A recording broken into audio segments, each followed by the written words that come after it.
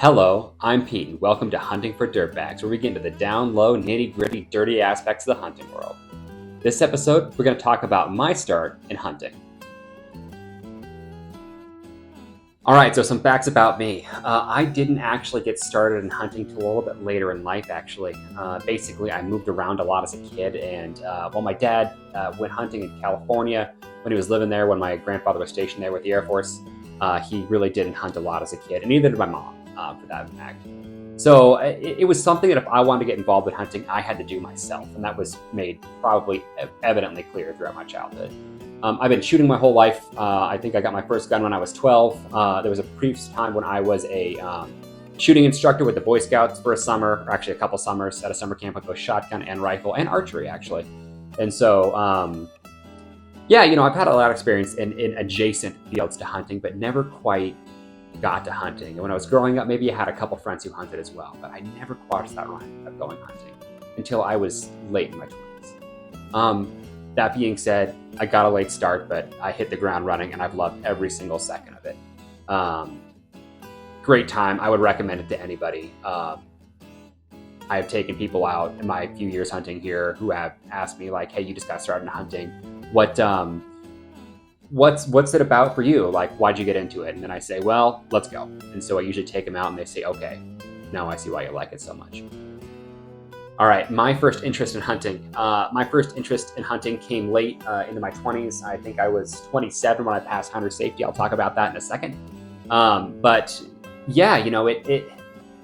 I had changed jobs a couple times. I had changed states. I had gone back to college, and I met a couple people who work for Montana Fish, Wildlife, and Parks. And we started talking about hunting, and it turns out the statistic in Montana for hunters is like 1 in 5 people hunts. And if you told me that was a lot higher, I would probably believe you because, it's Montana. Great time. How I first got started is a great story too. It turns out in Montana, and I'll post this link for you too, you actually can take hunter safety, I believe over the age of 12 online. And for free, basically. And then you just have to pass a field test, or you can take a field test that's required. Then you have to pass like a online exam, and you're good to go. And you could buy a hunting license, start hunting pretty much for free without having to go in person to take a course, or having to pay some fee. But yeah, you can do it. And so I jumped on that train. I think I did hunter safety in about 2 days. You can do it in a day for sure. It is a long, arduous kind of like process to get it done, but you can do it. And that was my first start in hunting. And from there, I started making plans with people and talking to people who I knew hunted about what I should do and collecting gear. And that probably brings me to my greatest advice if you are a new hunter. And this is probably advice for life too as well. Make friends. Oh my God, I can't tell you enough about this. So basically what happened for me is that I met all these people and they said, oh my God, you want to go hunting? I love hunting. Let's go hunting. And not only did they take me where they hunt, they let me gear that I didn't have. I had a pair of hiking boots. I had some like outdoor hiking pants. I had an old Carhartt jacket from my old previous job and some scent killer. You don't need much. And that's kind of the purpose of this channel. If you want to make it happen, you make it happen. And even though I didn't have a rifle, my first season, somebody lent me a rifle. Oh my God, like it was more than one person tried to lend me a firearm. So much so it would make a Californian cry. Truthfully, out of the woodwork came people who were looking to help me out too. And I could not be more thankful to people about, helping out a first-time hunter. From there, I kind of snowballed and I've been building gear here for a couple years now. And anytime I have an opportunity to take somebody else who's just starting out or who's interested in hunting going, I take them because, I feel like it's my kind of duty to help out those who are left, who haven't started hunting and, are really trying to get into the sport and the hobby. Yeah, but that is basically how I started out too. You don't need to start out, generations into it, and that's great. And if you are, please help people out who, don't know that much, right? Let's not gatekeep it.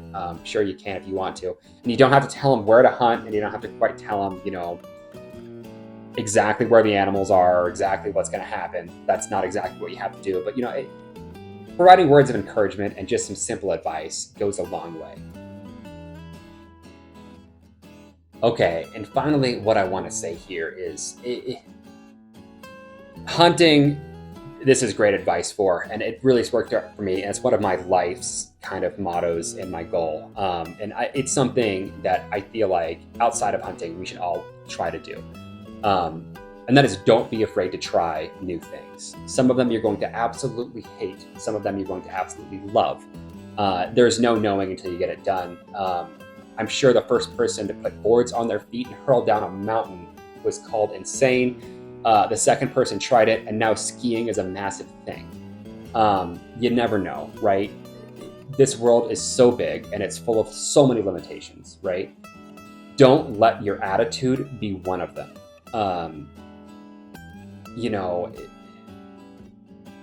You can get beat down in so many different ways. You don't need to beat yourself down too.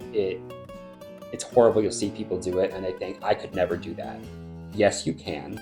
You just gotta decide one day to do it.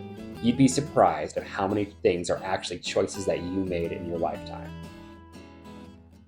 I know there's a lot of stuff that holds you and tie you down, but one day the biggest thing is deciding that you need to make a change and you need to do other things. So again, don't be afraid to try new things. Get out there, do something wild, do something different, go to a different country, start hunting, make friends. Sky is the limit. Truthfully, it is. The other thing I'll say to this as well, as one more piece of advice, you either have to think things through 80% of the way or 100% of the way, and there is no in between.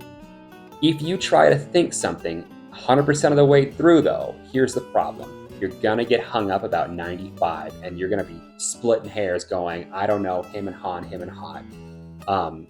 Sometimes it's better to assess the situation and just go for it. I've made a couple life decisions based on that. I definitely would not say that I am necessarily a role model in all things. I would not say that you should model your life about me entirely. But you know what? If you need to make a decision, you can go left, you can go right, but sometimes you just need to make a decision and go. And you shouldn't decide to wait for 100% sure thing, because it's not going to come around for you. You gotta take risks in this world. And that's it for this episode of Hunting for Dirtbags. If you found this inspiring or you have a piece of advice for new hunters, please post it. And as always, like and subscribe. Thanks for watching.